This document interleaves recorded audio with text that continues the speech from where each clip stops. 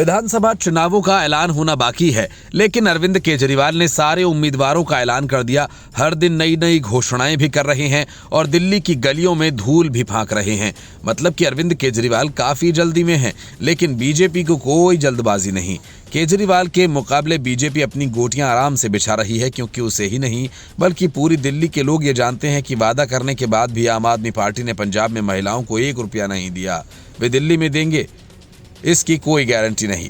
दिल्ली के लोग ये भी जानते हैं कि जिस केजरीवाल ने आयुष्मान भारत योजना को दिल्ली में लागू नहीं होने दिया, वो दिल्ली के बुजुर्गों का मुफ्त में इलाज करवाएंगे, इसकी कोई गारंटी नहीं।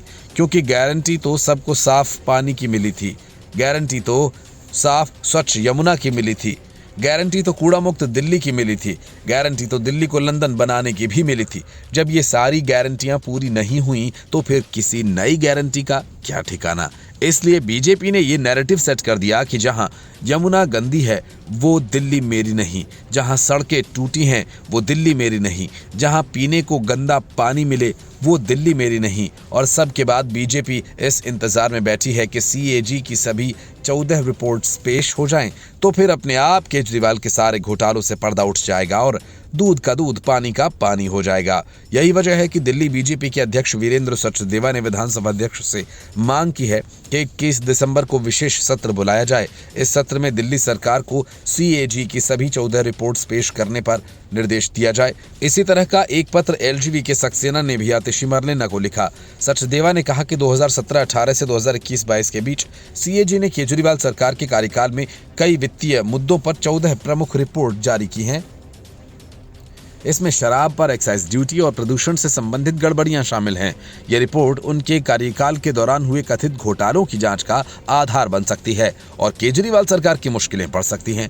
सचदेवा ने बताया कि ये रिपोर्ट हर सरकार को जवाबदेह बनाती है और इसके आधार पर न्यायालय में भी कार्यवाही हो सकती है। बीजेपी अध्यक्ष ने आरोप लगाया कि बीजेपी के प्रयासों से अरविंद केजरीवाल ने 2011-12 में कांग्रेस सरकार के खिलाफ कॉमनवेल्थ खेलों पर सीएजी रिपोर्ट को सार्वजनिक कर अपनी राजनीतिक यात्रा की शुरुआत की थी। अब वही केजरीवाल अपनी सरकार की रिपोर्ट्स को सार्वजनिक करने से बच रहे हैं।